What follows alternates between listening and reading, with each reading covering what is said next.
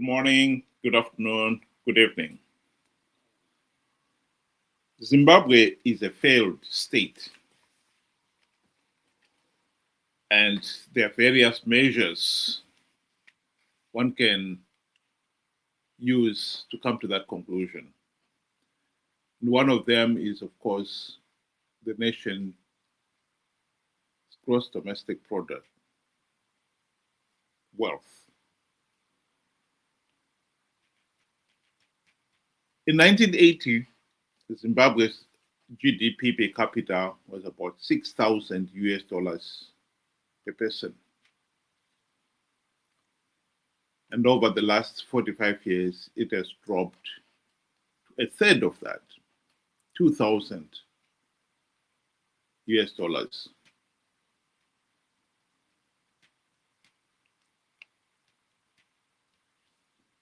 That is significant. It becomes even more significant when you realize that that is the average figure. That means those at the bottom are worse off. And Zimbabwe has created a society in which the rich have become filthy rich and the poor have become filthy poor. So tonight we'd like to discuss that issue. Zimbabwe is a failed state, and we would like to approach it in a systematic way. Why are we a failed state? Did we not have the intellect to avoid the pitfalls? Have we learned from our mistakes? And lastly, what is the way forward?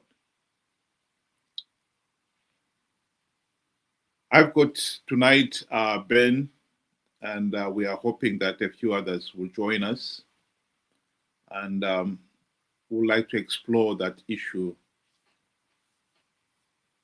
for a while, the next hour, and see how we get on.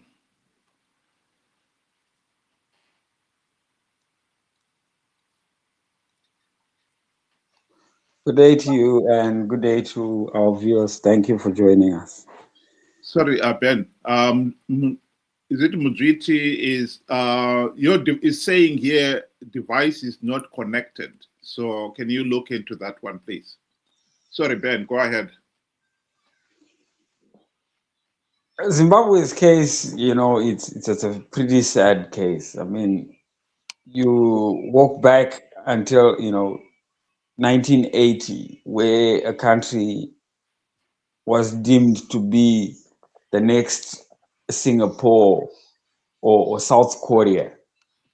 I believe everything was set for us. One couldn't see us going as low as we have managed to go. And what is so disturbing is that we seem to keep going even lower. It's like we are, a bottomless pit,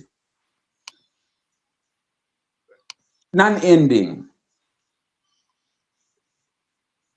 We're just destroying this country. And I think we have to get to a certain point and time where we have to say, look, we cannot continue going in this trajectory. It's not only bad for us, but it's going to be bad for the future generations to come. And I think we have to take it upon ourselves to find that solution. We have to find the common ground that, what are we going to do about it? And I think we first of all, like you said, we have to identify the problems. What is the main problem? And for me, it comes down to one blunt and direct result. If you fail to hold free, fair, and credible elections, if you do not take the democratic path, it will never work. And we know Zimbabwe has been battling to hold free, fair, and credible elections. In fact, it has never held free, fair, and credible elections since the onset. And if you look all around, the countries that have democracy, have a system, good governance, they are thriving. We don't have to look far into the West and wherever. Just across the border, we've got Botswana. You got South Africa that held the elections. And I witnessed what was happening in their command centers. You could tell what was going on from the start to the finish. And when everything was said and done, everybody accepted the results that came from that exercise. And they managed to build forward. We cannot do that. Ours is disputed elections, fighting continuously. We're always in election mode. We are tired of that. I'm going to win big this time. This one here says I'm going to do this, and all hot air. So I think this is where our problem is. We are not getting anything done by doing the same thing over and over and over again and continuously being in election mode.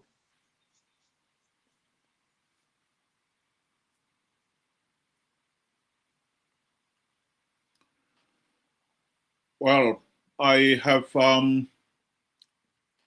been showing there the democratic index. Initially, I showed the GDP, and then this is Africa's democracy index. And as you correctly pointed out, Zimbabwe has one of the poorest democracy index. And our economic performance has been affected by our failure to hold free, fair, and credible elections. In the sense that we've been stuck with the same corrupt, incompetent, and utterly useless ZANU-PF dictatorship. That is the reality. We are a failed state because we have failed to have a functioning democratic system of government. We have individuals who are in government, in power, and they are not accountable to the people. If you compare our democratic index with that of Botswana, Botswana is 7.73. South Africa is 7.05. And we are 2.92.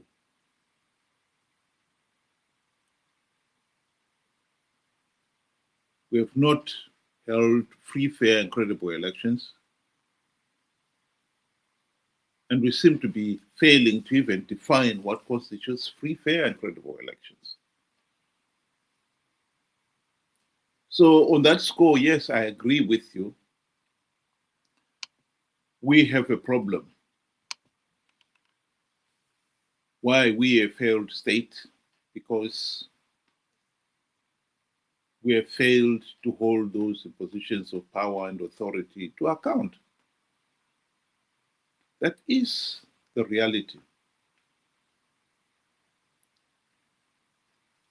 I don't know whether you've got anything else you wanted to add there on why we are a failed state. You know, when you talk about the ruling government, you also have to talk about, you know, the opposition. have an opposition that has always been eager to say, we are going to win rigged elections. Now, this time is the time, it's now or never. We are going to win big. I mean, knowing fully well that it's impossible to be winning rigged elections. I, I mean, you don't even have something as basic as a voter's roll, a verified voter's roll for that matter. And when you look at just the composition of ZEC itself, you can see these are ZANU PF children that are commissioners. How on earth would somebody want to go into such a battle when the odds are next to zero? It's really sad and it's pathetic sometimes, why we are actually dragged into meaningless situations.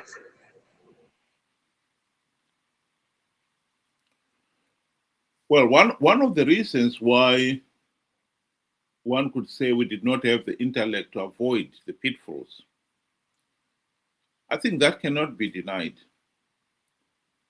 In 1975, Ian Smith remarked that if Zimbabwe, if there was to be black majority rule, people will be walking on sewage and think it normal. As much as many Zimbabweans have found that difficult to accept, the truth of the matter is that is exactly what has come to pass. Zimbabweans have been walking on sewage and even drinking it because some of our sewage systems have failed to the point where sewage is flowing straight into the river, feeding our main water supplies for big towns like Harare. So we've been drinking it. And Ian Smith was right. And we are thinking it's normal. That is a serious weakness. Because when you've got that fundamental intellectual shortcoming, you're in trouble. You correct things when something is wrong, you correct it because you think, no, this is not acceptable. You do something about it and you correct it. But the minute you start thinking, oh, this is okay, or sweep it under the carpet, you're in trouble.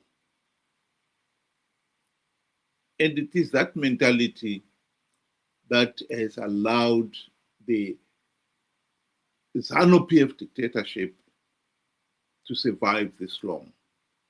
We said at the beginning that Zimbabwe has failed to hold free, fair, and credible elections. They failed to hold free, fair, and credible elections in 45 years in this day and age. Elections were rigged and rigged again and again. And we, the people, now seem to believe that it is normal. That, in my view, is one of the reasons why we failed to avoid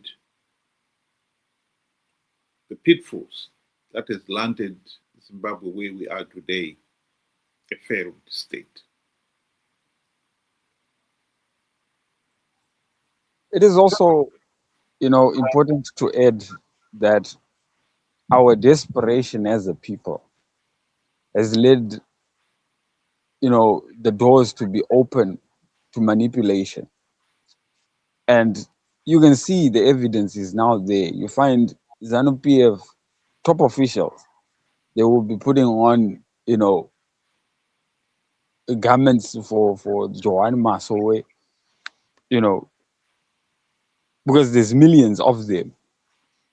You find Chamisa is doing the same thing now. Hell, he's even gone the extra mile of attending every funeral that where there's a gathering is there, even a funeral. We are open. We're an open book. And anybody who wants to get something out of us can easily do so because of our desperation. It stinks. And we cannot make progress and we cannot demand anything because of our state. And if I may remind people, the first requirement of democracy is that the people should hold government or anybody who is in public office to account. We can't do that. We can't do that. You can't even stand up and say anything bad about the opposition or ZANU-PF, lest you get insulted or worse. So you find that the politics in Zimbabwe is rotten to the core.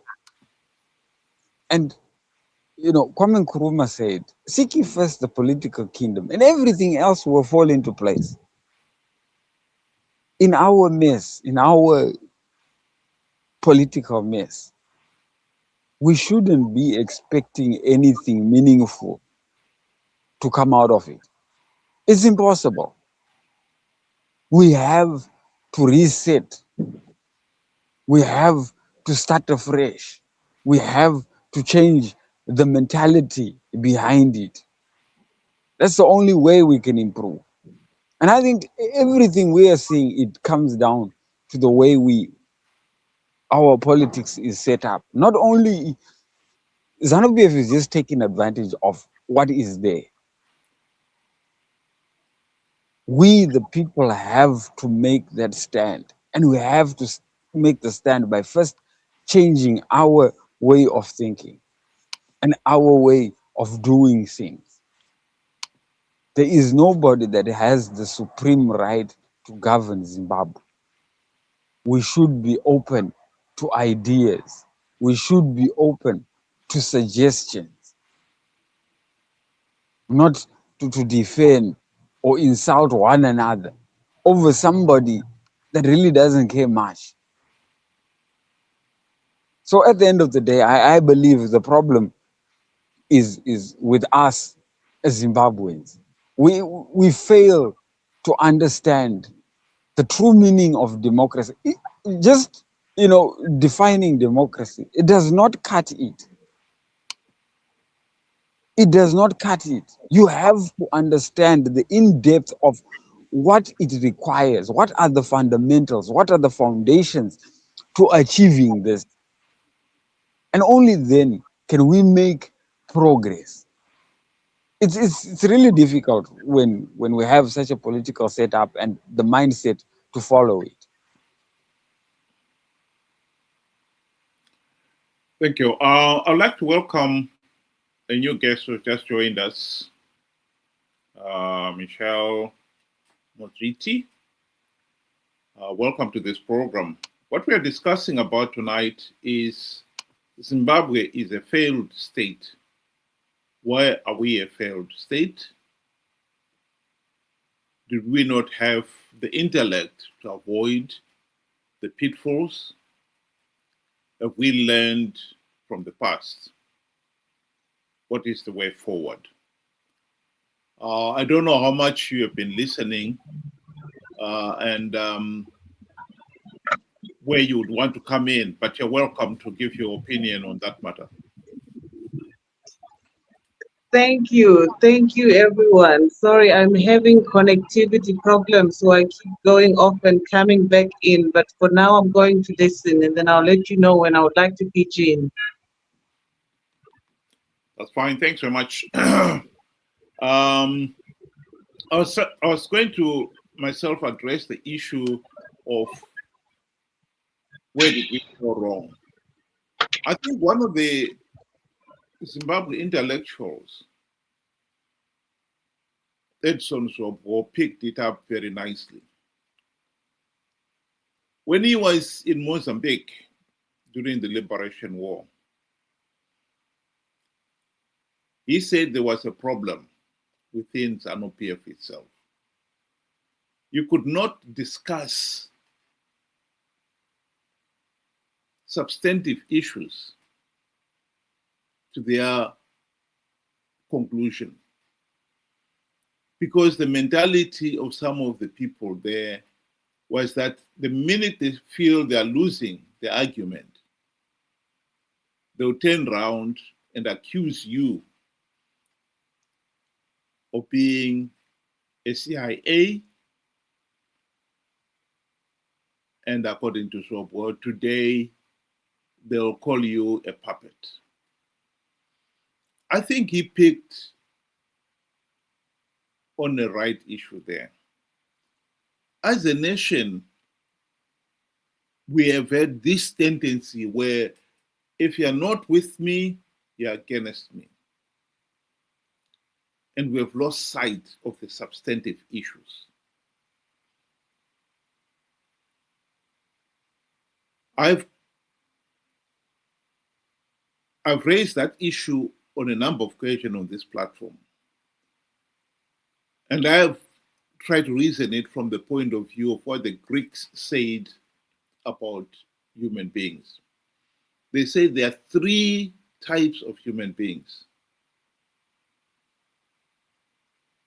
One,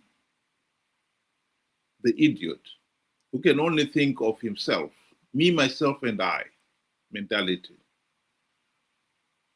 And then there is the second class, who is the tribesman. And he can only think of the tribe. The truth, facts, reality do not count for anything. And then there is the better class of citizen, of individual, the citizen, who looks at the bigger picture, who appreciates the importance of rule of law, who is willing to look at the substantive issues and not fall into trivial issues of calling the other person or a CIA or in this particular case, since independence, if you dare criticize ZANU-PF, you're called a Western puppet. If you dare criticize the opposition, you're called a CIO. You could never discuss anything on a substantive level with that kind of mentality. And I think that is an important point that Edson Robot tried to bring. And unfortunately, that tendency has remained in Zimbabwe society to this day, if I may say so. Welcome to Senator Komich. Welcome to the program. I just want to brief you. I don't know how much you've been listening, but what we're talking about tonight is the issue of Zimbabwe as a failed state. Why are we a failed state? I don't know whether you have got something you would want to say there. Go ahead. Can you hear me? Yeah, we can hear you. Go ahead. Yeah, thank you. Thank you so much. I really appreciate. I just got a bit of what you were saying, but I generally agree with you that in Zimbabwe we've developed a culture of blaming each other, giving each other names, putting the blame on individuals or groups of people without taking responsibility and ownership of the problems, without appreciating that the problems might actually come from us. Instead of being true to ourselves, we've become a person who would want to put the blame on the wrong people or wrong things. And so as a result, you can see that we failed to come out with a way forward. We failed to come together. We failed to identify the real problems, which have caused our situation to be where it is today. Because if you go back to before 2018, where we had almost a period of 18 years in which people were struggling, fighting the regime, doing different programs, and really putting a fight against the ZANU-PF regime. Immediately after 2018, things started deteriorating to the extent where we are today. So we really need to find out why have we come to this stage, what has gone wrong. Can we all agree on the mistakes that we have done? Can we take responsibility and ownership of the mistakes? Are we prepared to correct ourselves? Are we prepared to develop new strategies? Are we prepared to really come up together again so that we can confront the beast together, other than really letting the beast go and fight among ourselves? But the challenge that we had these days is we don't see eye to eye. We are very suspicious of each other. We have given each other names. You are a CIO, you are a ZANU-PF light, you are whatever. You are the one who solved the struggle. But if we go deeper, these are just allegations. If we want to resolve our problem in Zimbabwe, let's sit around the table, let's negotiate, let's really face the beast in the eye. If we do that, we can actually come up with a better solution. I've taken this last 7 years as the period of learning, where we've been spoon-fed by Shanghai. He was leading us. When he passed on and we took over as his lieutenants, we did not really manage to run the organization the way he was doing. So we failed. We must appreciate, we must accept. We need to do better. We need to shake hands, come back together, and restart the program again. I'm sure that's what I can say for now. Thank you so much. Thank you, Senator Komich. I don't know whether Riti, you want to come in now? No? Okay, Ben. You know, what we have to realize is from 1980, the people of Zimbabwe, well, I have never seen people so happy. People were over the moon with excitement that we are finally going to have a chance to be independent, to do some of the things that one would have never thought they would do. So it opened doors and new ideas to a people that were oppressed. And great was their disappointment. And they had to endure ZANU-PF until MDC came into the picture. And MDC, when it came into the picture, it brought fresh hope. It brought excitement again, a belief in a downtrodden society. And guess what happened? We crushed that same vision. We crushed that dream. We expected much from MDC. And unfortunately, when MDC got the closest to freeing us, they completely forgot about the people. And I understand what, Honorable Senator is saying. But we have to understand these are people that have really never gotten a chance to fulfill their dreams. And rightfully, they are angry. Rightfully, they are confused. I mean, look, we're at a situation where we've got characters like Nyoka Mabunu. The moment he stands up, people will flock because he's got that message of hope. If Comrade Bombshell stands up, people will flock because people are desperate. And like what I was saying, in our desperation, we now find ZANU-PF are putting on garments. We now find Chamisa is attending funerals to prey on people. We really have let the people down. And I think the first and foremost thing, before we can even change the whole mindset, is an apology. We used them. ZANU-PF used them to go and fight a war that they knew they were never going to go give the people a meaningful say. And I know that for a fact because before he was president, he stated that if ZANU-PF does not win the election, the Bush war would continue. So it was never about the people. It was about him. We have dashed people's hopes, dreams, and aspirations.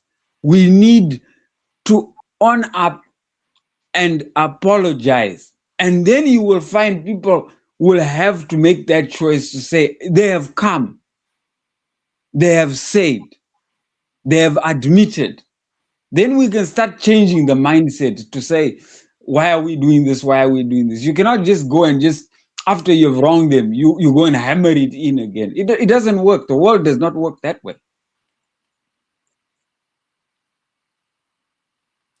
Thanks very much, Ben. I would like to welcome our new guest on the platform. Is it Daluza? Am I pronouncing that correctly?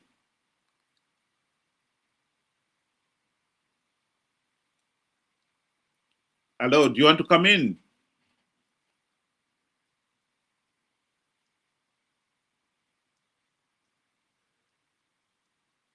Okay.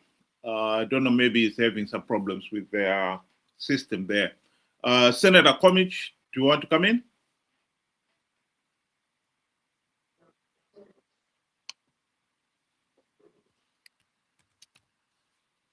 Yes, sir.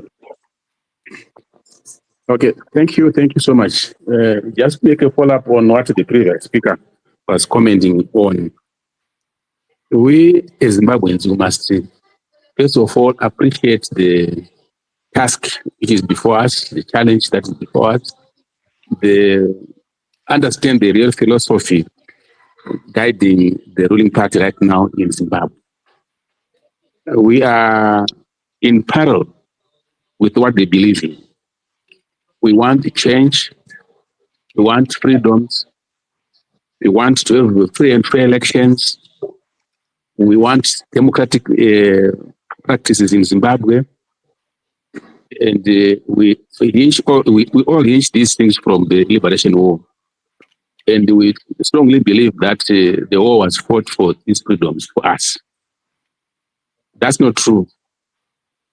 The war was fought for ZANU-PF freedoms from the imperialists. The war was fought for ZANU-PF to get power from Ian Douglas Smith and run the country the way they want. If you go back to the 1980s, the 70s, ZANU-PF used to speak about one-part state. And remember, even the efforts of the Kukurahundi, they were hinged around one-part state. Even if you look at the 1987 Unit Accord of ZAP and ZANU was around one-part state. They were influenced by the Chinese model. This is what they call freedom. The freedom that we define ourselves as Zimbabweans is not what is in their philosophy. So right now, they've created a system in Zimbabwe, which is basically a one-part state. When we go for elections, elections are for members of parliament and councillors. There are no elections for the president. You cannot believe this. ZEC only does their work around councillors and the members of parliament. That's when they count elections, they verify elections, they do whatever they do. When it comes to the president, it is not ZEC which does the counting. ZEC is given they counted the results from another sender. The chairperson of ZEC just takes the receipt given by some other people. She or he announces. That's how bad things are in Zimbabwe, and that's the reality. I've been the chief election agent of my former president, Tsvangirai, from 2008, 2013. And I was a co-chief election agent with the Comrade Timber in 2018. At no day did I ever verify the results of the president. Not even a single day. The results of the president are counted somewhere, which is a clear one-part state. Whether you vote or you go for elections or you don't, the results are predetermined. The results are known. ZANU-PF is not prepared at all to reform itself out of power. Or whatever they'll be doing to you, it will be just to cheat you, cheat the world, to have false democracy, and the world might think that the elections are done in Zimbabwe. No, they are not done. If they are done, it's for the members of parliament and the councillors, not for the president. They will not want any other party to come and take that presidency away from them. The real example was demonstrated in 2008 when MDC waged a very tough contest and the ZANU-PF lost elections openly. They took away the executive material from the election agents from Sheraton, and they went away for 5 weeks. No one knew where they were. They were doing their mathematics manipulation, counting, and they came out with the results of the runoff. But the truth of the matter is that ZANU-PF had lost elections this year, that particular year. And when they discovered that it was very difficult to suppress it, they then went for a runoff. And the runoff was very bloody. It was commandeered by the defense forces, commanders all over all the districts, and the people were murdered and killed. This is ZANU-PF for you. So when we talk about the freedom of Zimbabwe, we must appreciate the attitude of the regime, the strength of the regime. So when we, as opposition people, want to bring change to Zimbabwe, we must first of all understand, and this is the way we are today. Unfortunately, the opposition is in disarray, so we need each other to understand this, come together, and probably liberate the people of Zimbabwe. I definitely agree. MDC had almost come to a point of victory, but everything was reversed. They took up arms against MDC. They fought MDC in the raw areas. They killed these supporters. So we went back to zero. So we need to restart the struggle, to restart the fight, to rethink new strategies, and commit ourselves to whatever is ahead of us. Thank you so much. Thank you. I just want to quickly reply to Senator Komich there. I think what we are trying to establish on this platform tonight is, yes, Zimbabwe is a failed state. Why are we a failed state? What did we do wrong? And if we learned anything from it, and where do we go from here? I think what we need to also establish here is that as much as ZANU-PF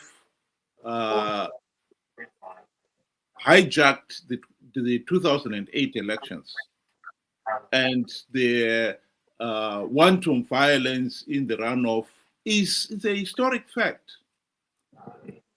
The opportunity was there during the GNU to implement the democratic reforms.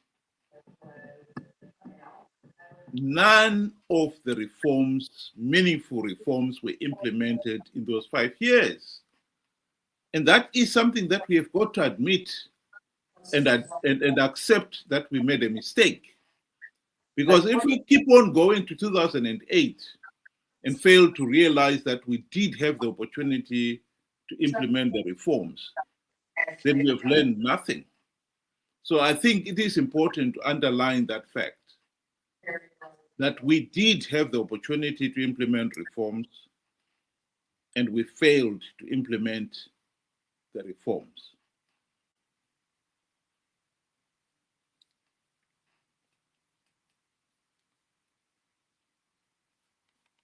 Ben, do you want to come in?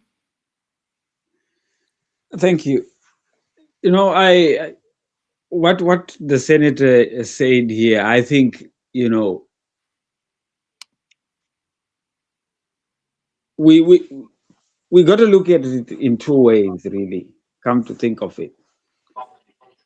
And I believe at, you know, MDC, when it started out, they were on the right track. They knew what needed to be done.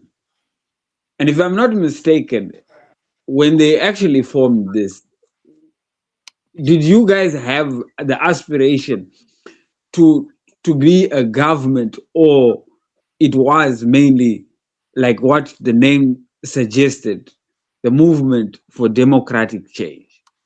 It was to change a society that was broken, a system of governance that was broken.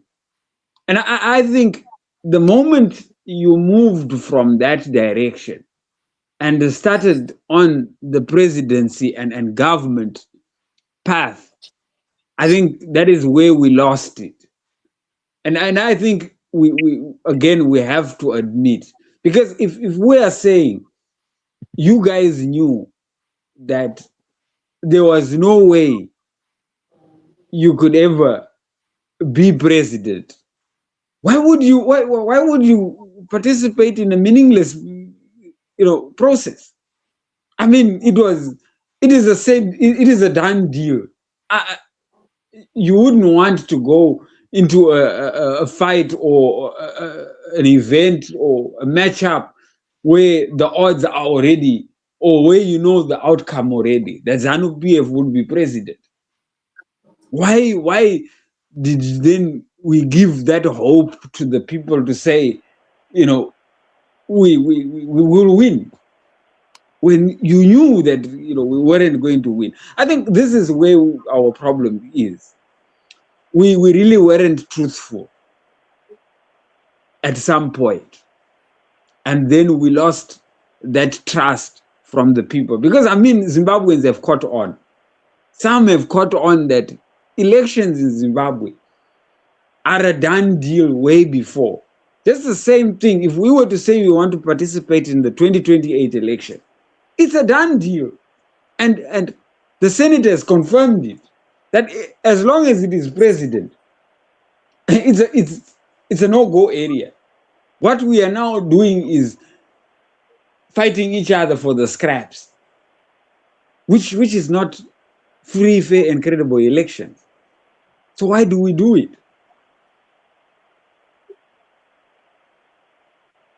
Thank you very much, Ben. I would like to welcome Godfrey there. I don't know how much you have heard, but what we are talking about tonight is Zimbabwe is a failed state. That's number one. Number two, where did we fail? Why did we fail as a nation? Did we not have the intellect to avoid the pitfalls? Have we learned anything from the past? And what is the way forward? And I think roughly right now we are on to discussing where did we fail. I don't know whether you'd want to come in there and comment on any of those other issues. Not at the very moment, because I've just entered. I don't know if you can hear me. Yes, we can hear you. Okay, when you are ready, just send me a comment requesting that we allow you to have something to say. Thank you. I think Senator Komich, I take it you want to reply to the comments there. No, thanks so much. Thank you so much.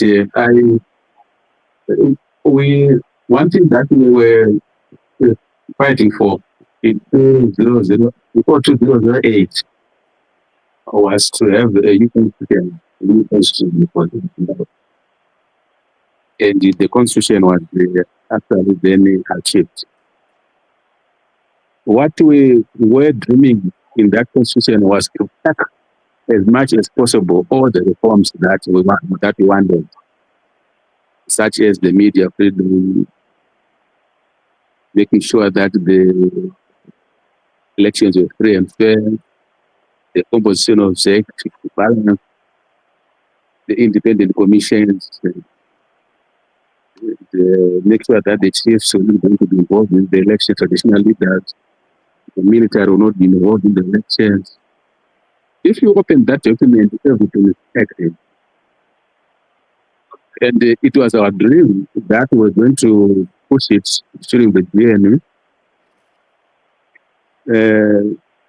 The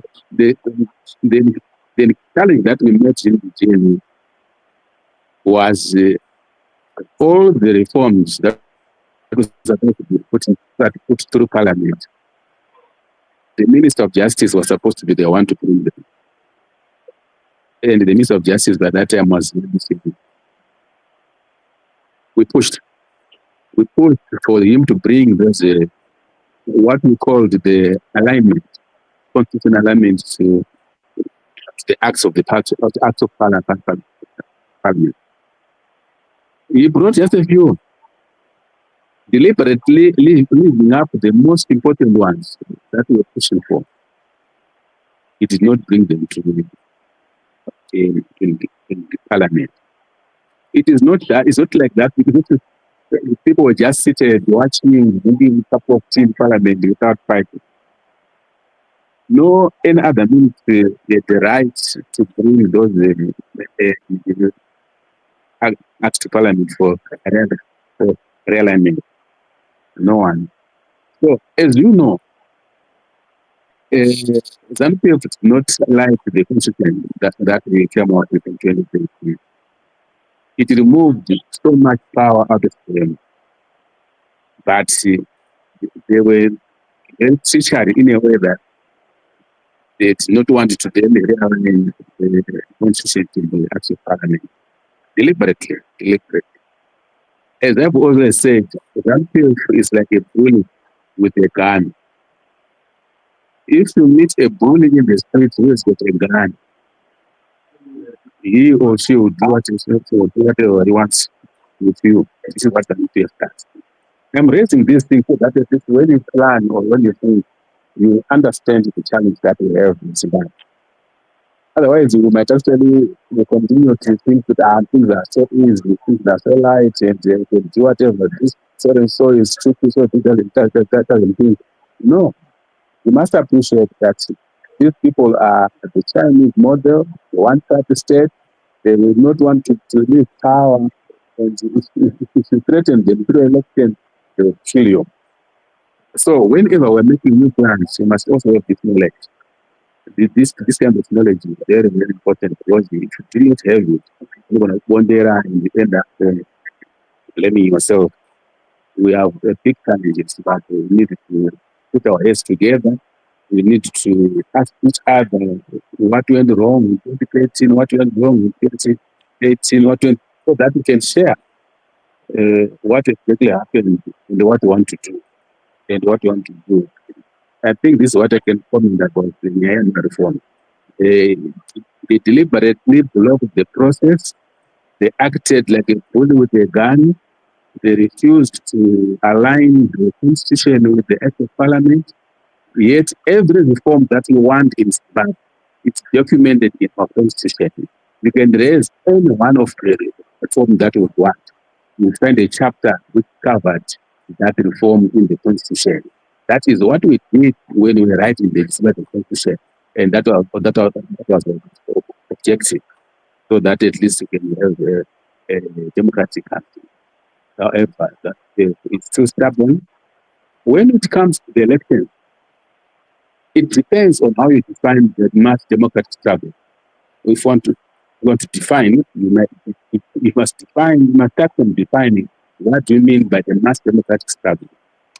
Just like the liberation war was defined as a war of confrontation and final victory. And if you go back to 1966, it did not take them 1 year, 2 years, 3 years, 4 years, 5 years, 10 years to liberate the country. It did not. We had in 1966 Battle of Hanoi, with 1967 the one game resolve war, and we liberated the country in 1980. So when we are facing Zambia, it's not a short distance run. It's a long distance run, because there's what we need, where we are failing, as far as I'm concerned, is to sustain the mass democratic struggle from the opposition point. That is where we are failing. If probably we thought it was going to be a short distance running, we would get the constitution, the election, it's under the election, and then change the government. If you were that thinking wrong, it's a marathon that we are faced with. Where we have failed is failing to have a sustainable organization, sustainable platform to wage our struggle. We tried MDC up to 2018, and after 2018, we collapsed to where we are today. So we are worse off than what we were in 2018. We are worse off than where we were in 2010. So what we need to do now is to say, where did we go wrong? How did you come to this stage where we are today? What are the lessons that we learned? Should we tabulate those lessons? Should we provide solutions to it? Can we restart the democratic struggle? Can we confront the regime again? But we must now go into this struggle with knowledge, which we didn't have when we started in 2019. Now we got knowledge. We should be at a better angle to attack the regime. I think this time around we come together and able to make real changes, because illusions are no longer there, because we know the reality. Thank you. I just want to give a quick response to that one. I think we, most Zimbabweans anyway, have discussed the issue of the constitution to great lengths, particularly run up to that referendum on that constitution. The constitution that we got in 2013 is not a democratic constitution. As much as some people would want us to believe that it was, and at the time I remember some of the MDC leaders saying it is an MDC child. The truth of the matter is, and this is what was admitted by Paul Mangwana, in fact, who was the co-chair of the committee that drafted that constitution, that most of that document was dictated by Mugabe. Yes, there are issues. If you look at one section of the constitution giving you all the democratic rights that you want, but you only have to look at the other section and you find those rights are being taken away. And this is why you find even the 2013 elections, that constitution failed to deliver free, fair, and credible elections. That speaks volumes. We can't say this is a democratic constitution and yet it's failing to deliver one of the very basic requirements that we expect from a constitution. I don't think we really should have to go back to the constitution and talk about it. If people have a different view, let's move on. My view is the 2013 constitution is not a democratic constitution. Mugabe was the one who dictated it, and the results on the ground are clear evidence that this was a dictator's decree, and we are stuck with it. And pretending that it is a democratic constitution is not going to advance the nation's interest at all, because we are just be going round and round in circles to make a document that is unworkable and pretend that it is a democratic constitution. It is not. That is a fundamental problem with our constitution. As for the democratic reforms, the process of implementing those democratic reforms was that anyone, any member of parliament, any minister, deputy minister, and so forth, and any senator for that matter, could propose a democratic reform. Parliament will discuss it, modify it, amend it, and then once that they've approved the amendment, it will be sent to Mugabe. There was not even a single democratic reform proposal that was discussed by Parliament and then sent to Mugabe, let alone sent to Mugabe. Mugabe never refused to sign any document, any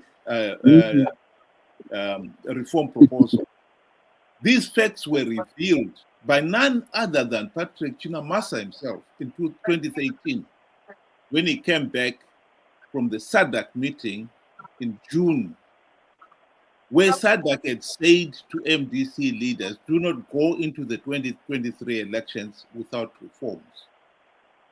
So I think we can go through all those historic facts, but I think we need to be honest with ourselves and with each other here, that in terms of the reforms, the opportunity to implement reforms was there, and the opportunity was wasted. Ben, I don't know whether you want to add something there yourself. I think, the Constitution is like a door that opens to a brick wall. And I have to agree. It gives and it takes abundantly. I mean, just the amount of power that has been granted to a president, one would have been wondering who it must have been just ZANU-PF that wrote it, because they were the current government.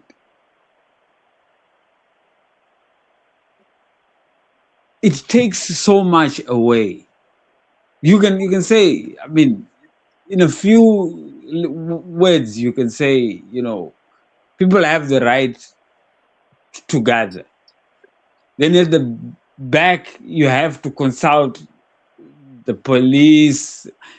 And we know the police is ZANU-PF in all but name, making it even more difficult. And then you have to, there are so many things you have to do.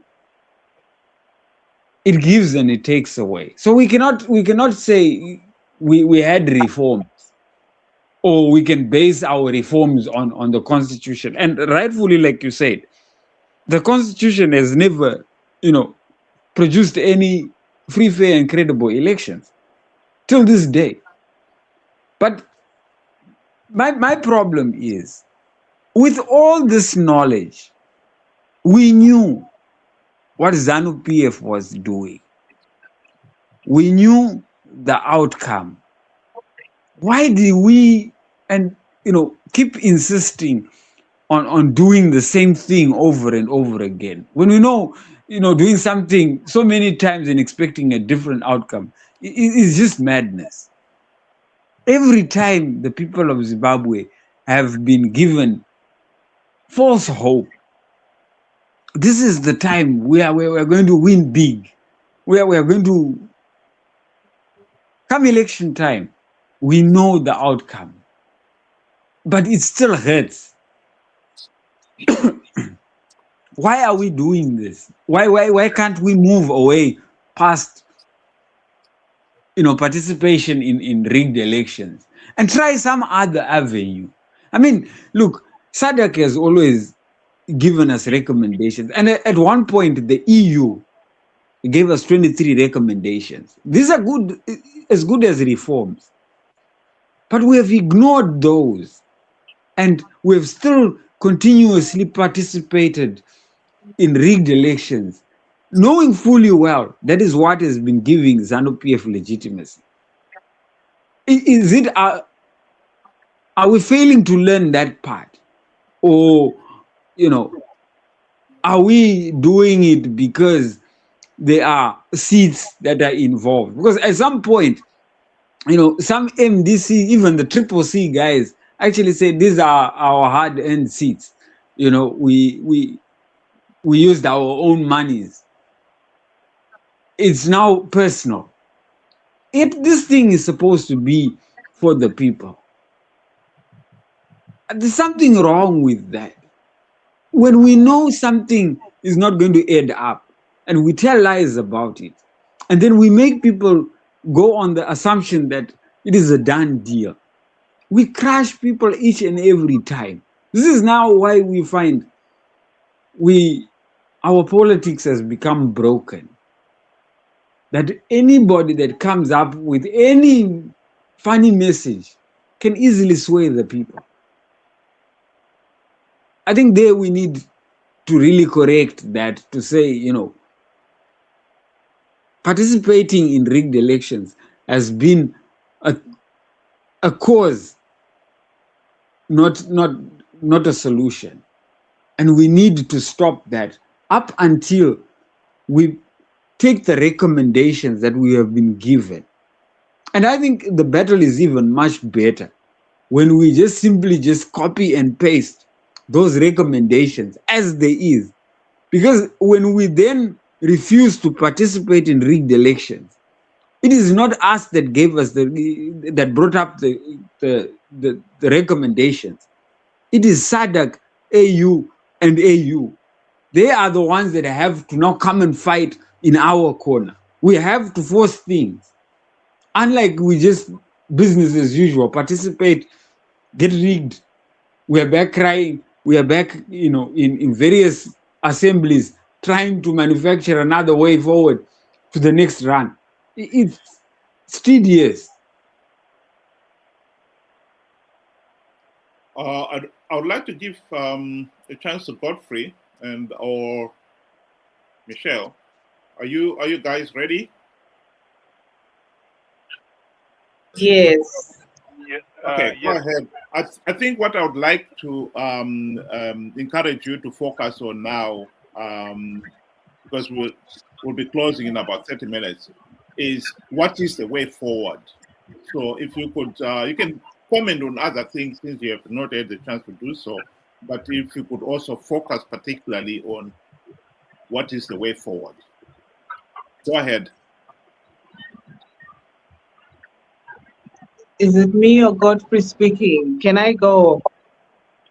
Yeah, Yes. you go ahead. Please go. Okay. I think to answer the question that is posed in this panel, to say, why is Zimbabwe a failed state? Zimbabwe is a failed state because of its people, firstly. We are here because of who we are and what actions we have taken and decisions we have made as people, whether you are opposition or ZANU-PF. First of all, the problem is us. There's someone who spoke just now who was talking about we keep doing the same thing over and over and expecting different results. So it means we as people are not learning, even from our pain. We are not learning from it to begin with. But the second most important thing I wanted to highlight was Zimbabwe is a failed state because it does not have a credible opposition. That is our biggest challenge. Everything literally turns on that. I live in South Africa. I've been living here for almost 20 years now. And I'm quite immersed in their politics, and I like that I have that duality about me, that I know how things work in South Africa, and I'm also tapped into how things work in Zimbabwe. For me, it's always so surprising how the same things here cannot be replicated back home. It means the problem is the environment and its people back home. We don't have a credible opposition. We can dance around this all we want. We can say whatever we can, but the truth is we don't have a credible opposition in Zimbabwe, and because of that, ZANU-PF pretty much has its way. They get to do whatever they want because there is nothing and no one who puts them in check. And never mind calling them out. It's one thing to call out people to say they have done this and this wrong, but it's also the fact that ZANU-PF doesn't have competition. You understand? Opposition does not keep ZANU-PF on their toes, in the sense that they are not that much better than them. At this one, I don't want to lie. I'm a budding opposition something. I've been trying to get a movement off the ground called the Zimbabwe National Unity Council for more than a year now. And I've had to first-hand experience what it's like for a person who wants to do the right thing in Zimbabwe, who wants to create change. I can first-hand tell you what challenges someone like that who's not well connected would experience. And one of my biggest challenges has been, I noticed ZANU-PF does not have competition in Zimbabwe. Even the people that are supposedly opposition, they are not that much better than them. I'm even afraid of voting next election of opposition people. I mean, personally, I feel like it could even be worse than what we have right now, because I'm not convinced, even just watching them, that these people could do a better job than ZANU-PF. And I'm not even going to lie. Sometimes I entertain the idea of joining ZANU-PF. I'm not going, because if I'm honest with myself, in the past year that I've been trying to get something off the ground in opposition, and I look at all the people I've approached trying to work with them to say, let's do this, guys, together.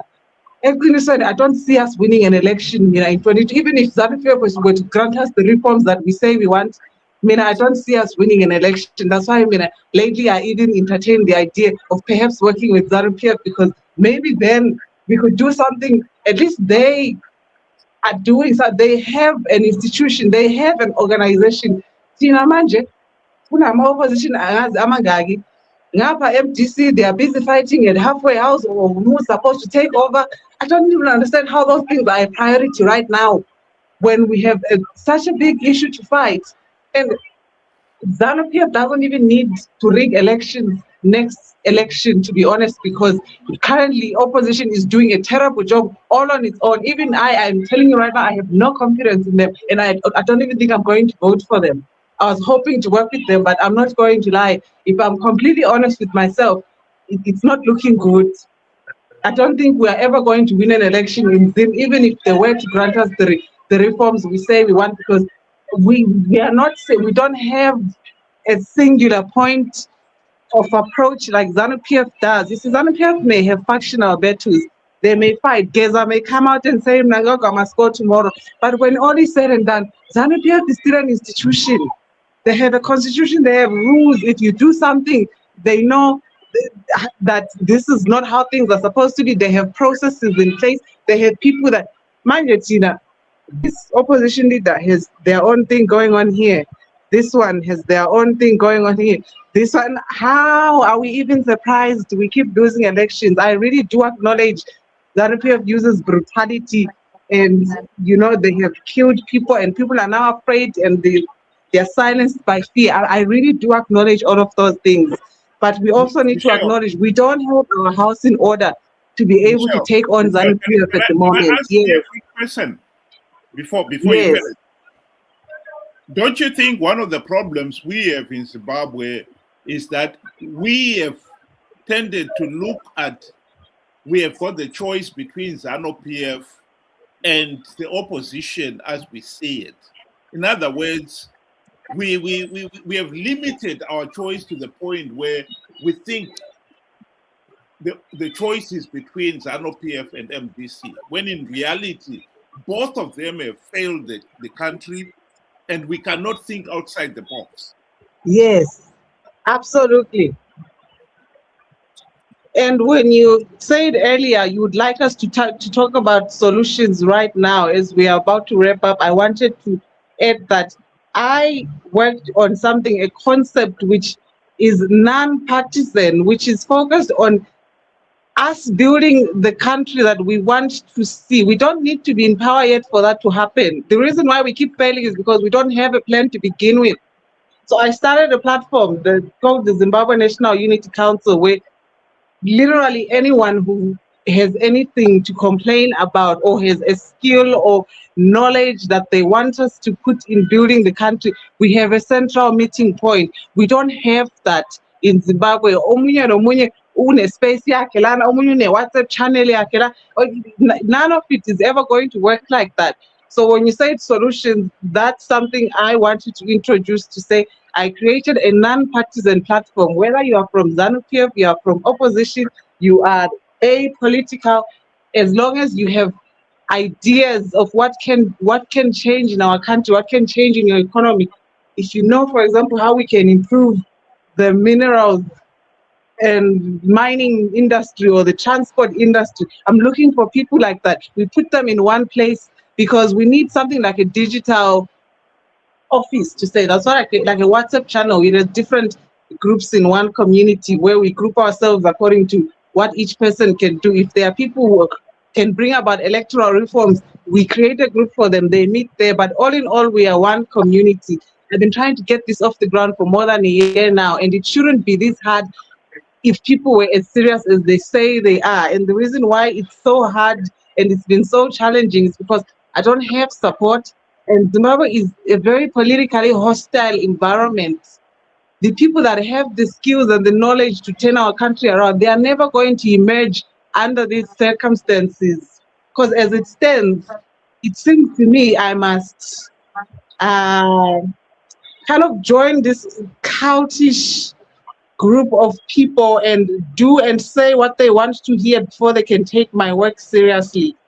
And for me, that doesn't work. And if this keeps happening, I'm just going to leave it and go to another. I've already done that. I'm now working with South Africa, and if I finish here, I'll probably go to another country. No one is going to keep trying to force their way into an environment that doesn't allow it. So for me, it's why I even came on this platform, because I would like to meet other people like you guys who are interested in bringing about change and discussing solutions. So I was saying to the person who invited me, it was Ben, to say I would like to leave the link to our platform here before we leave so people can join. And we don't have to keep talking every day. When we do have something that brings us together, we can have those discussions.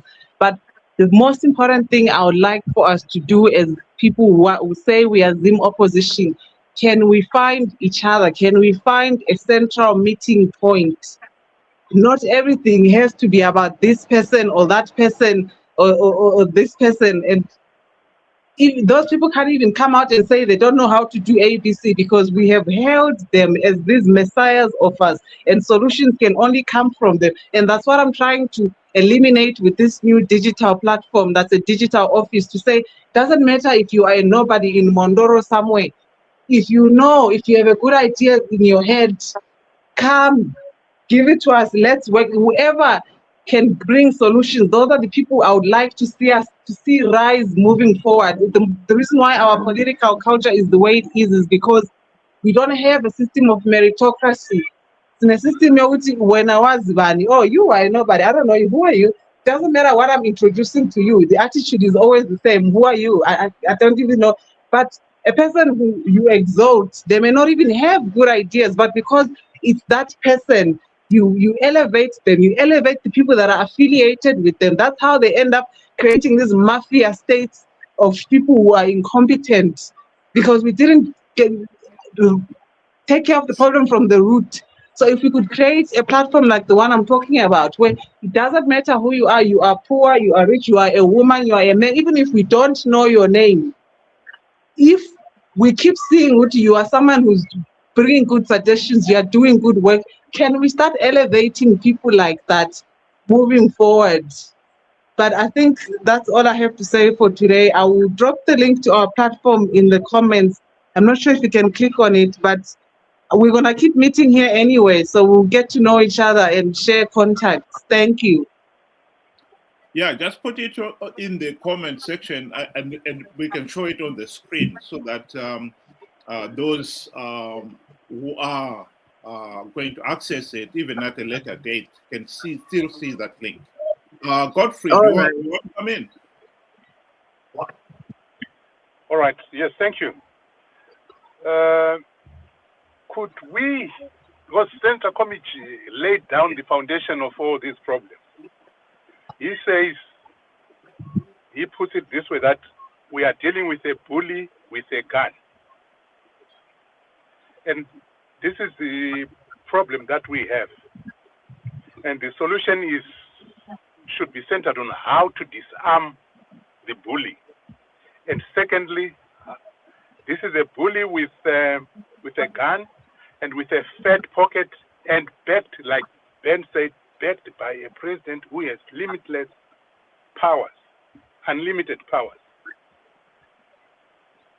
This is where, that's what we should be focusing on, because Center Committee says all the reforms that they wanted, they included them in the Constitution.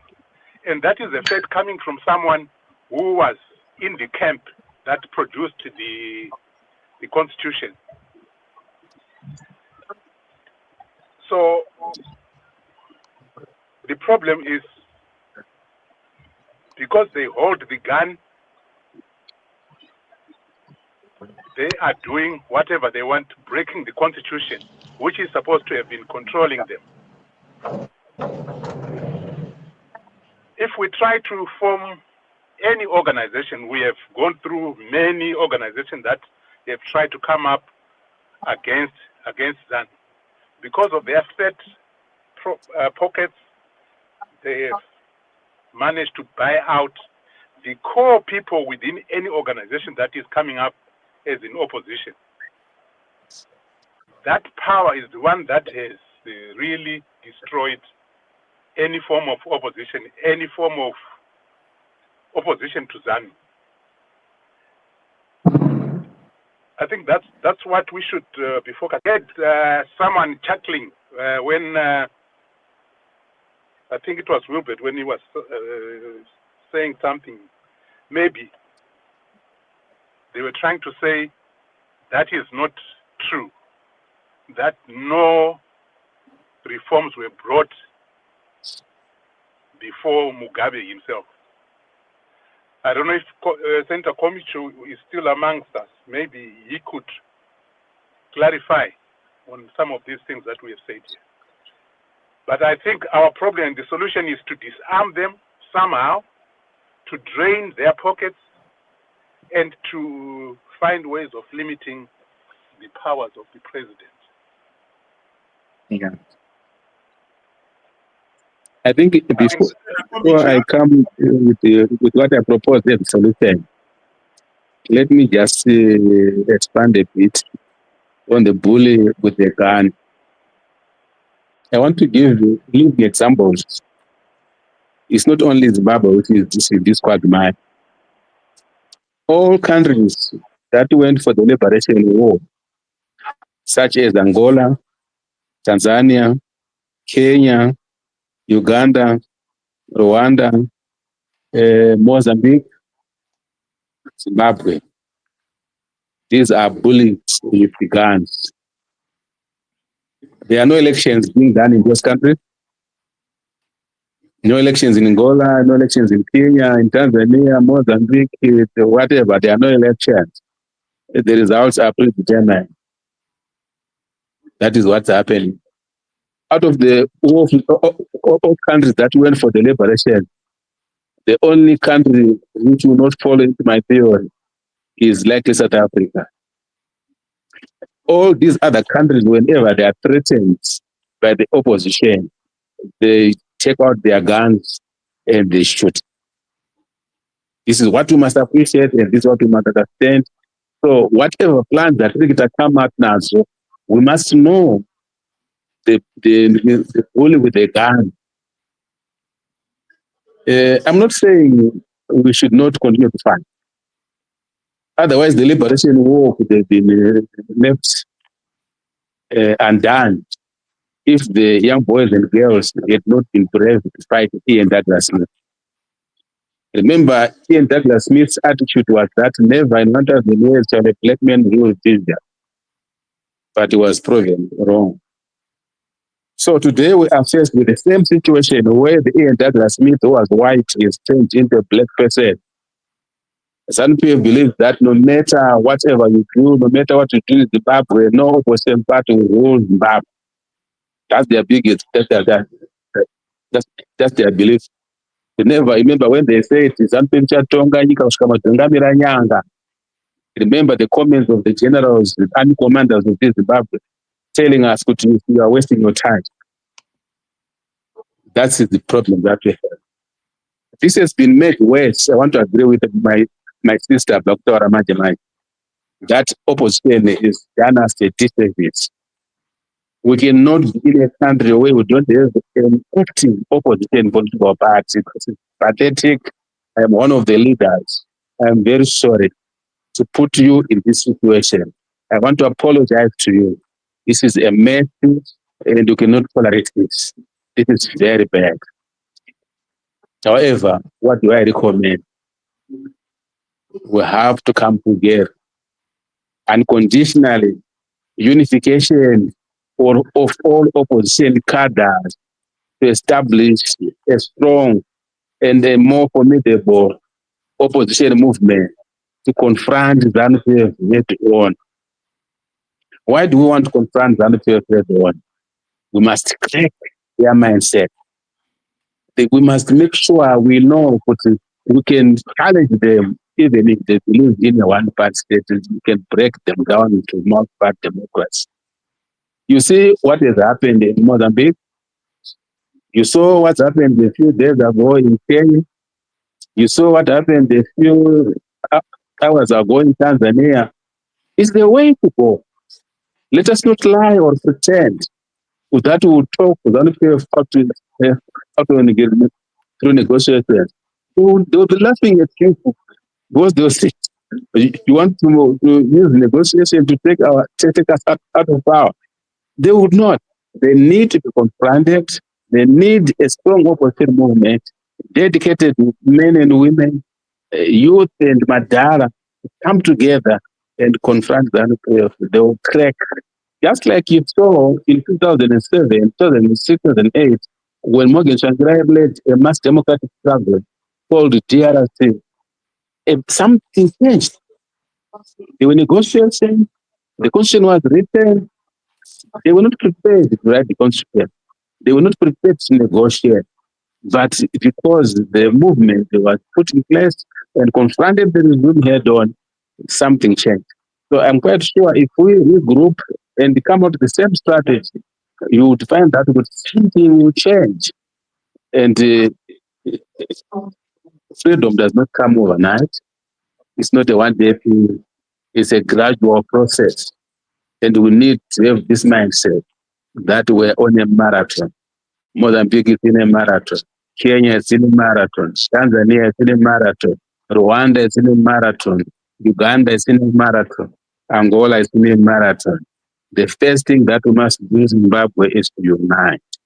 Vana community na vanhu vake vese I can't mention names here, but we know that we must come together and form one movement. We elect one leader out of all those, an old one or a new person, a woman or a youth, whoever is chosen by the people should be able to lead us, and we can make positive change in Zimbabwe. Those are my recommendations. Thank you so much. Thank you very much, Senator. Ben, do you want to give your concluding remarks? You've got 5 minutes. In a pride of lions, as they go hunting for game, be it big game or small game, each and every one has a task within the pride. Some are chasers, some ambush, some are the killers. And I think what Michelle was saying and what the honorable senator was saying is more or less the same.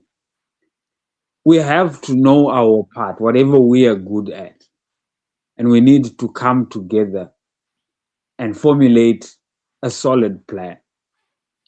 But as we know, we are confronting a bully with a gun, as has been said. It makes no sense us going there unarmed.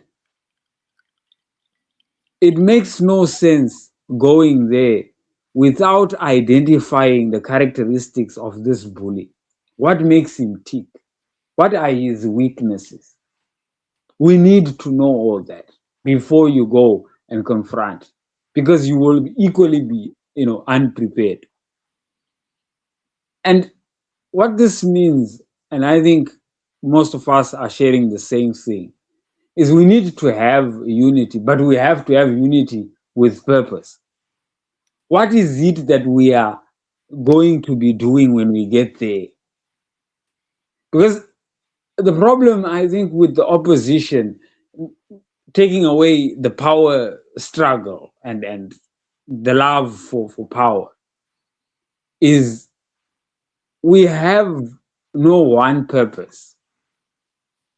Others think that the solution lies in participating in numbers. Others believe in, not sharing ideas and being hide and seek and so forth. We're all over the place. We are a mess. And if I may quote Kwame Nkrumah, he says, "Seek ye first the political kingdom, and all these other things will fall into place." Until we get the politics right, we are just messing about. There is nothing that is going to come out of this. Again, I would say, if we are going to have unity, we need the purpose. What are we doing it for? Then once we have that, and once we have a house that is in order, we can now start looking at what is happening outside. We can never go against ZANU-PF the way we are. They'll have us for breakfast. So the honest, I think, now is we have spoken about what could have and what should have and what didn't happen. And I think, the disappointment, everybody is disappointed that, what our expectations, what we thought was going to be delivered was not delivered, yes. But we need to move forward, not just for our sake, but the sake of our children. Whatever ZANU-PF is doing today is not sustainable. It's not sustainable. And we have to stop the madness. And I think half the job has already been done by the recommendations that all these organizations that have witnessed our elections and have given us recommendations. If we use those recommendations, indirectly they are now part of it. Whatever happens to us, we were fighting for something that they gave us. And we need all the help we can get.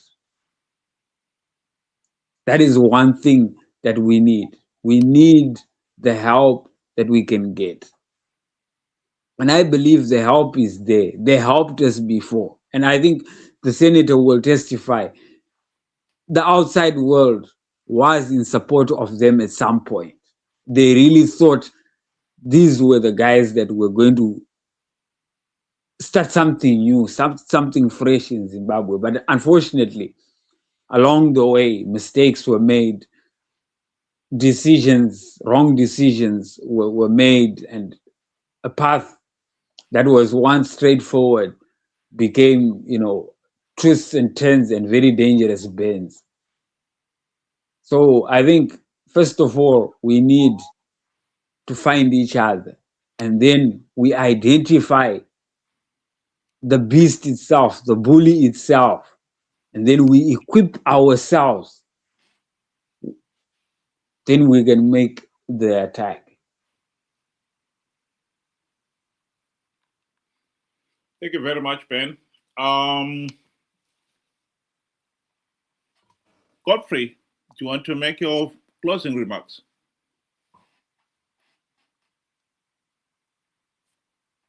Or is he dropped out? Okay, I think Godfrey has dropped out. Senator Komichi, do you want to make your closing remarks?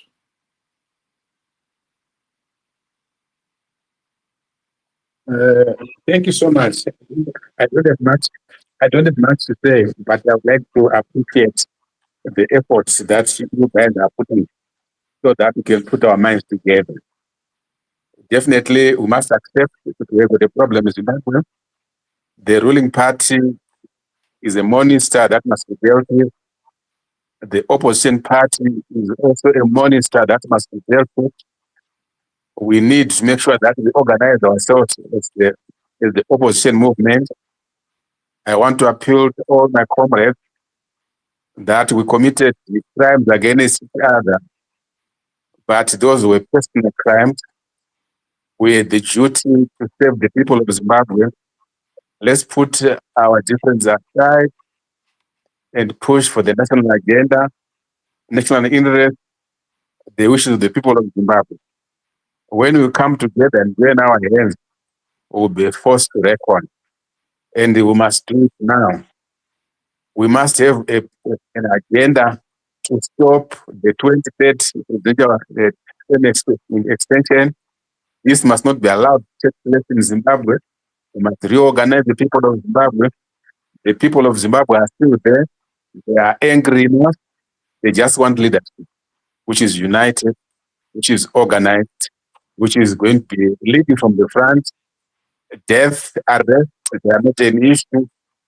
Other brothers and sisters have died. Other sisters and brothers have been arrested. Who are we not to be arrested? Let's come together, ladies and gentlemen. Yes, of course, we should also accept the mistakes that we did in the past, the mistakes that were done during the action of the party, the support of the country, the mistakes that were done during the GNU era. Let us take those ones as lessons. Let us now recorrect ourselves. We're trained to do corrections in school from grade 1 to whatever level you went. We were trained to do corrections. So we must put it to practice. We must do corrections and make sure that we remap our strategies to bring change in Zimbabwe. Thank you so much. Thank you. Michelle, I don't know whether you want to give your closing remarks or yeah, okay. No, I have nothing more to say. Just thank you for creating this platform. I hope it grows into something much bigger and we keep meeting here until we find a way forward. Thank you very much. And I would like to thank everybody for coming. I just want a few housekeep. Tomorrow we'll have a same discussion on the same platform, on the same link.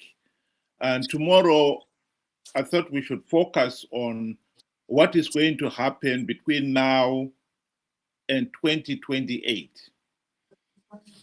If you could think about that, and if you can join us tomorrow from 6 o'clock UK time, 8 o'clock Zimbabwean time, on the same link, and let's share our views. And to Michelle, I would like to encourage you, even if you do go to America, to still keep your interest in what is happening in Zimbabwe. Because to be quite honest, I think one of the tragedies about Zimbabwe is that there are millions of people there who do not even have the opportunities that we have here to discuss things. And they are desperate. And they have absolutely nowhere to turn. And they are caught in the trap. And I'm talking particularly of the rural people in the rural areas. ZANU-PF, ever since the country's independence in 1980, has denied those people any economic empowerment for the selfish reason of its own, to maintain its control on them. I think many of you have been seeing in the recent few days the regime giving away Christmas hampers and so forth. This is an insult to a nation, because no nation can ever prosper on handouts, on charity. Some of these people who have been given cars, it's pathetic. If you are genuinely interested in starting business, do you start by buying a car?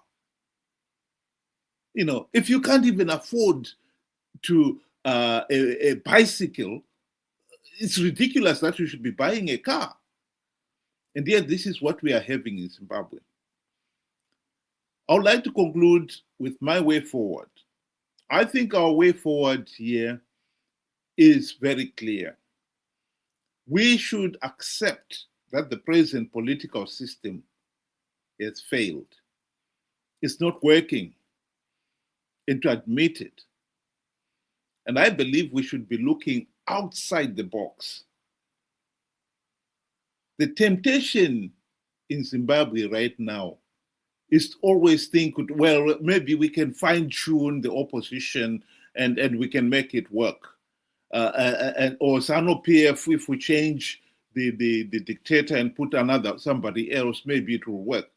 In my honest opinion, that will never work.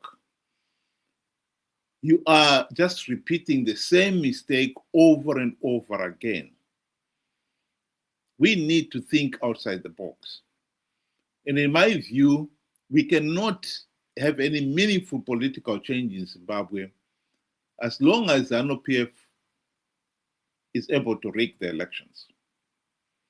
So the single most important task to be accomplished is to stop ZANU-PF rigging the elections. That the opposition, MDC, have failed to accomplish in 25 years, including the 5 years in the GNU. That's where we are.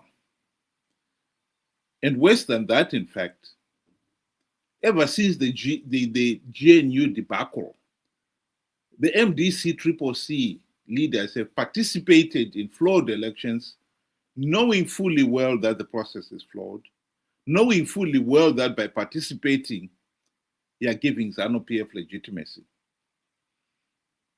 They have nonetheless soldiered on out of greed. They knew ZANU-PF was giving away a few gravy train seats to entice the opposition to keep participating.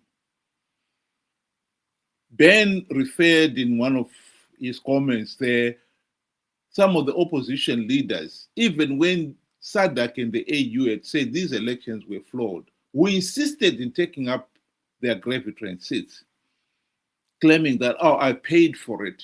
I used my own money. So we are perpetuating a failed political system because you want the benefits of the gravy train seats. That is the tragedy in Zimbabwe. We cannot force ZANU-PF to implement any reforms now, between now and 2028. What we can do is make sure that ZANU-PF does not have legitimacy come 2028. The argument has been made that SADC and the AU election observers condemned 2023 elections, but they could not go the extra mile and deny ZANU-PF legitimacy because Zimbabweans had participated in those elections in their millions. We cannot run away from that responsibility. Why did we keep on participating when we know the process is flawed? When we've been warned, if you participate, you give the process legitimacy. That has been our problem. And we need to address it. And the only way to address it is to make sure that the opposition does not con people to participate in 2028 elections in their millions, denies ZANU-PF political legitimacy,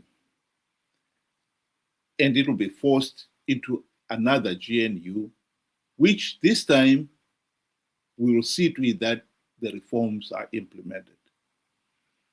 That is my way forward. Again, I would like to remind everybody who is listening that if you are free tomorrow, we'll have another discussion. And this time, we will be talking about the issue of what is going to happen in 2028, between now and 2028. We want to focus on that period. What should we do? Godfrey, thanks very much for coming back. I don't know whether you'd want to give your closing remarks before we end. So I was driving and I lost connection because of the battery that ran out. Okay. So I'm not sure. I had just given my comments. I don't know what was discussed after, but as you put it, next time we should be looking at the solutions for 2028. Particularly, what should we be doing? Because we almost know what is going to happen if we don't do something. So yes, let's focus on what we should be doing. Thank you.